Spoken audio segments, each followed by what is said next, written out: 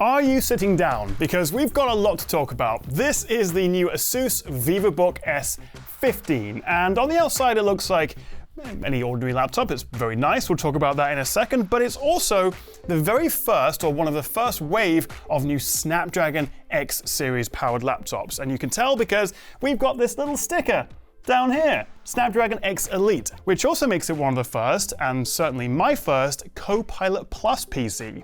A new AI era begins. And that is Microsoft's branding, telling you this laptop supports all of their Windows AI features, like Co-Create. Look at me, I drew that. In fact, let's ask Copilot what exactly Copilot Plus does, what it brings to the table. Local AI photo and video editing, enhanced studio effects, AI image generation, recall, co-creator, super res, live captions. Boom, there you have it.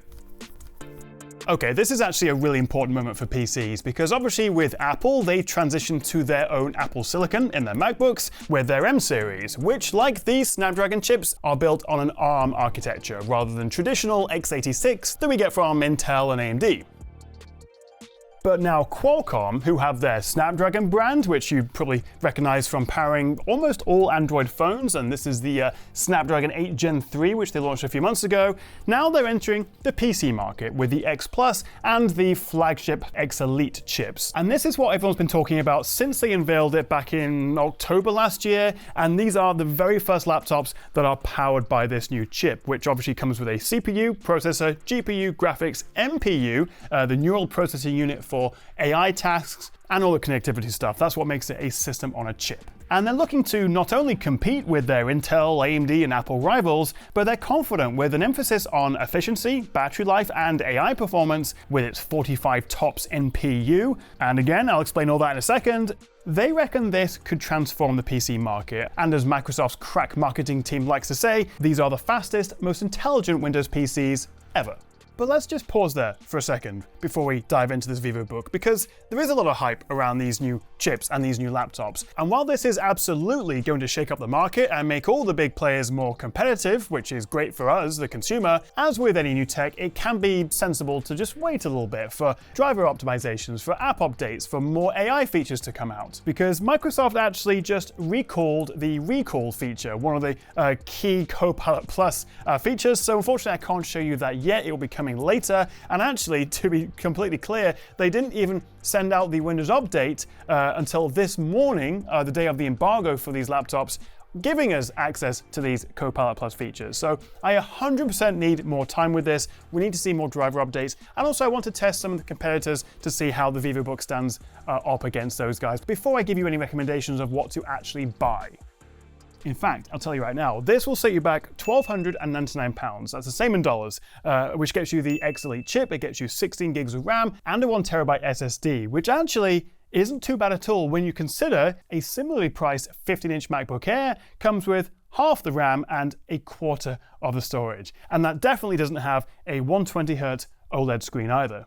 And it is a very nice screen. 15.6 inches, 3K resolution. That's 2880 by 1620, if you're asking. Although I was a little taken aback by the 16:9 aspect ratio. You don't tend to see that as often these days. I'm kind of used to the slightly taller 16:10, which I also kind of prefer. Not sure about that, but still very nice. And it has a 180-degree hinge, so you can bend it right the way back, although it is not a touchscreen. 14.7mm thick, it weighs 1.42 kilograms. Great keyboard that's been an absolute pleasure to type on, with a numpad to the side, along with a big smooth touchpad. And the keys do actually have an RGB backlight, although it is a single zone, so you can only have one color. And have a look at that. We have a dedicated Copilot button, which apparently is the first significant change to the keyboard layout in about 30 years apparently. And this opens Microsoft's AI chatbot. We get pretty decent sounding speakers with Dolby Atmos support, although they are lacking a little bit in bass. In terms of ports, we have two USB Type-A's, two USB 4 Type-C's, a full-size HDMI 2.1, microSD, and an audio combo jack, plus Wi-Fi 7. A full-size SD would have been nice, and also I wouldn't have said no to having a Type-C on both sides, so I could plug in the Type-C charger on either side. But that's just nitpicking. What I do like is that we have this physical privacy shutter for the 1080p webcam up here, which also has an IR sensor beside it, so you get really good low light Windows face unlocking. Shall we talk about the Snapdragon processor, the performance, the battery life, the app situation, Copilot Plus, the reason you clicked on this video? I think we probably should. So this VivoBook boasts the new Snapdragon X Elite X1E 78-100. Catchy name. And while the X Elite sits above the X Plus, there are actually 4 models of the X Elite, and this one, the 78, is at the bottom, missing out on the dual-core boost, the higher clock speeds, and the beefier graphics. How does that translate into real-world performance between the different chips?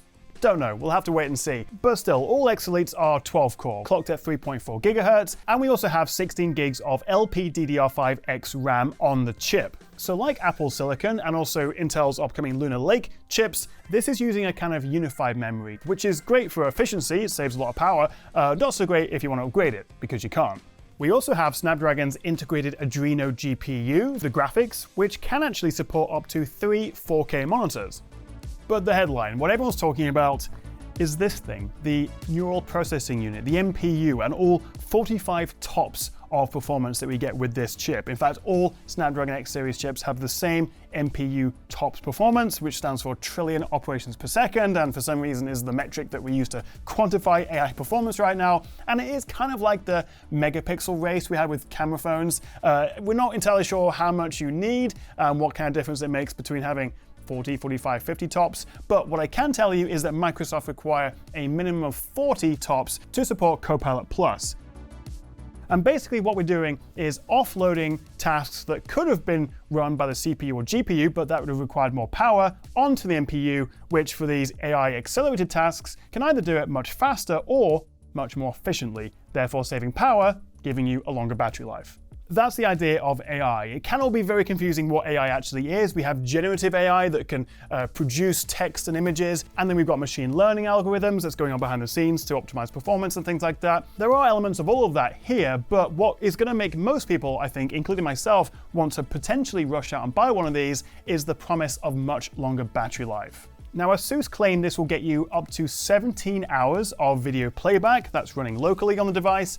Again, I've only had a few days with this. More software updates are coming like every single day, but I actually ran an overnight YouTube test in the power saving mode with dynamic refresh, because this can go between 120 and 60 Hz, and I'm getting about 12 to 13 hours of online video playback, which is pretty good and significantly longer than a lot of Windows laptops, where I'm often getting 7, 8 hours depending on the model, and even better, standby life. Leaving this overnight, I only lost sort of between 1 and 2% of its charge.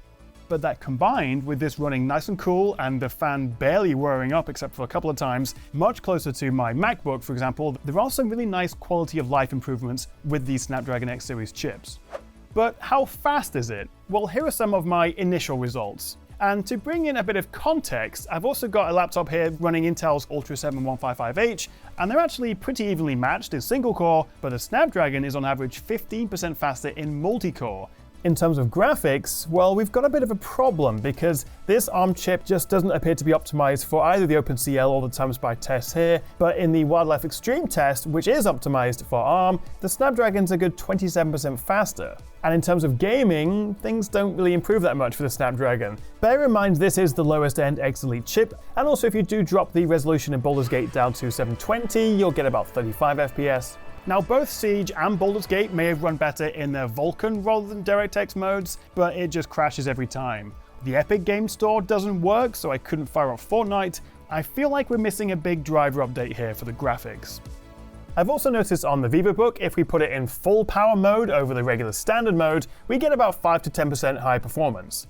Also, look at this. One of the reasons a lot of people love their MacBooks is because it runs pretty much just as well on battery as it does plugged into the mains. And here, outside of a couple of extra FPS in Baldur's Gate and a 17% uptick in multi-core performance, on the whole, the X Elite performs really nicely even on battery.